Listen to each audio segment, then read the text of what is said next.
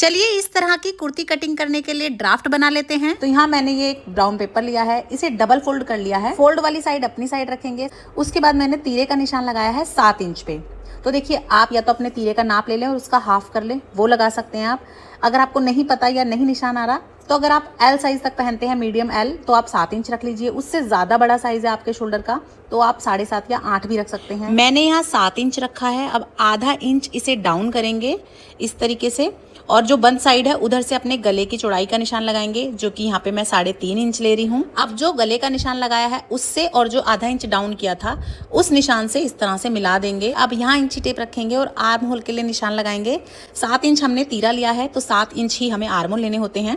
अब 7 इंच वाले निशान को हम इस तरह से सीधा खींच देंगे और ऊपर से तीरे वाला निशान ऐसे मिला देंगे, तो ये एक बॉक्स सा बन जाता है। अब ऊपर के निशान पे इंची टेप रखेंगे और जो हमारी चोली का नाप होता है उसकी हम लंबाई देखेंगे। तो यहाँ मैं 15 इंच पे लंबाई रख रही हूँ। अगर आप थोड़ी हाइट में कम है तो 14 इंच रख लीजिए, थोड़ा बड़ा पहनते हैं तो 15.5 इंच कर सकते हैं। अब इस लाइन को भी मैं सीधा कर दूंगी और इसी लाइन पे हम हमारी कमर की फिटिंग देंगे। अब ऊपर से इंची टेप रखते हुए हम हमारी 10.5 इंच पे एक डार्ट के लिए निशान लगाएंगे।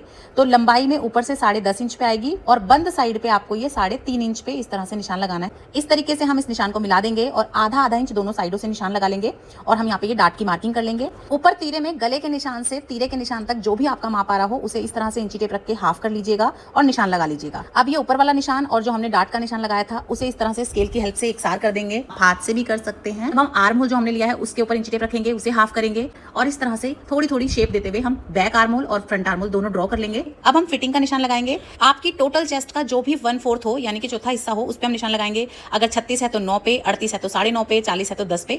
इसी तरह कमर का भी जो भी टोटल है उसका चौथा हिस्सा करेंगे, प्लस में 1 इंच करेंगे जो कि हम डार्ट में भरने वाले हैं उसके लिए। तो यहाँ पे मैंने 8 इंच चौथा हिस्सा रखा था और 1 इंच प्लस कर दिया था, यानी कि 9 इंच पे निशान लगाया है। अब इन दोनों निशानों को हम इस तरह से मिला देंगे और इसमें 1.5 या 2 इंच हम लूजिंग के लिए रख लेंगे। अगर आप ऊपर से चोली अलग से अटैच करते हैं तो इस तरह से 1.25 इंच का निशान लगा के थोड़ा कर्व दे दीजिएगा, उससे फिटिंग बहुत अच्छी आती है।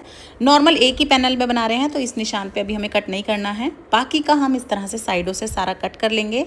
तो देखिए जो हमने मार्किंग करी थी बीच की, अब हम उसे इस तरह से कट कर लेंगे और ये जो हमारी डार्ट का नीचे निशान था इसे भी अच्छे से फिनिश कर लेंगे। अब हमारे पास यहाँ 3 पार्ट कट हो गए हैं। एक हमारा पार्ट जो जुड़ा हुआ है सेंटर का और 2 पार्ट हमारे पास ये वाले कट हो गए हैं। तो एक आगे के पैनल में 3 पार्ट रहेंगे, पीछे के पैनल में 3 पार्ट रहेंगे। तो 6 पैनल की ये कुर्ती का हमारा ड्राफ्ट तैयार हो गया है। अभी हमने पूरा मेजरमेंट लेके हिसाब लगाया और फिर बीच से कट कर दिया, लेकिन बाद में जब हम इन्हें जोड़ेंगे तो थोड़ा थोड़ा जो कपड़ा है वो सिलाई में दब जाएगा। इसीलिए आपको सिलाई का मार्जिन रखते हुए आधा इंच तब इसकी जो है कटिंग करनी है, ताकि बाद में सिलने के बाद हमारा मेजरमेंट खराब ना हो, छोटा बड़ा ना हो जाए। तो देखिए ये हमारा ड्राफ्ट बनके तैयार हो गया है। इस तरह से आप ड्राफ्ट कट कर सकते हैं और ये जो नीचे हम प्लीट्स रखते हैं इससे बहुत ही परफेक्ट फिटिंग आती है और आप अपने हिसाब से कोई भी छोटा बड़ा साइज इस तरह से कट कर सकते हैं।